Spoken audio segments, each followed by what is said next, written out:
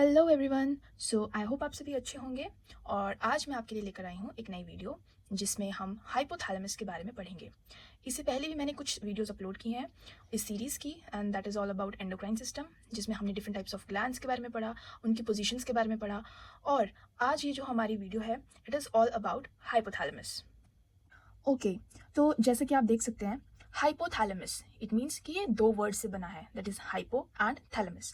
तो ये जो हाइपोथैलेमस है, it is taken from the Greek word, और वो ग्रीक वर्ड क्या है? हाइपोथैलेमाई। तो हाइपो का मतलब होता है अंडर एंड थैलेमाई का मतलब होता है चैम्बर। सो इसका मतलब ये है कि ये जो हाइपोथैलेमस है, ये एक ऐसा रीजन है जो कि हमारे फोर ब्रेन में होता है, ठीक है। और फोर ब्रेन के डिफरेंट पार्ट्स होते हैं, थैलेमस हो गया, डाइनसेफेलॉन हो गया, ठीक है। तो ये जो हाइपोथैलेमस होता है, ये थैलेमस के नीचे प्रेजेंट होता है। कहाँ प्रेजेंट होता है? थैलेमस के नीचे प्रेजेंट होता है हमारे ब्रेन के अंदर। और इसका मेन काम क्या होता है कि ये हमारे ऑटोनॉमिक नर्वस सिस्टम को और हमारे जो पिट्यूटरी ग्लैंड की एक्टिविटीज होती हैं उनको कंट्रोल करने का या कोऑर्डिनेट करने का काम जो है हाइपोथैलेमस करता है। And that is the reason for which hypothalamus is known as the link between the nervous system and the endocrine system.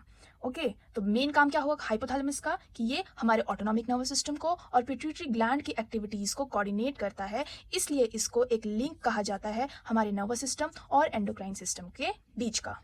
और अगर इसके बाद हम इसके फंक्शंस को देखें तो मेन काम क्या होता है हाइपोथैलेमस का कि ये हमारे एक तो बॉडी टेम्परेचर को कंट्रोल करता है। किसको कंट्रोल करेगा? हमारे बॉडी टेम्परेचर को कंट्रोल करेगा। इसके अलावा जैसे कि हमें बहुत ज़्यादा भूख लगती है, ठीक है, तो हंगर को कंट्रोल करेगा। और थर्स्ट को, हमें प्यास लगती है, कब लग रही है कब नहीं लग रही है। फटीग, हमें बहुत थकापन महसूस हो रहा है या हमें बहुत नींद आ रही है, स्लीप, ठीक है। और इसके अलावा most important that is sexual and aggressive behaviours. तो हमारे जो एक ह्यूमन होता है, ठीक है, उसके अंदर ये body temperature, hunger, thirst, fatigue, है ना, नींद आना और बहुत ज़्यादा गुस्सा आना और सेक्शुअल कुछ बिहेवियर्स, तो इन सब का कंट्रोल करने का काम किसका होता है? हाइपोथैलेमस का। अब इसके बाद हम बात करें कि जो हाइपोथैलेमस है, ठीक है, ये प्रेजेंट कहाँ पे होता है, इसकी लोकेशन कहाँ पे है।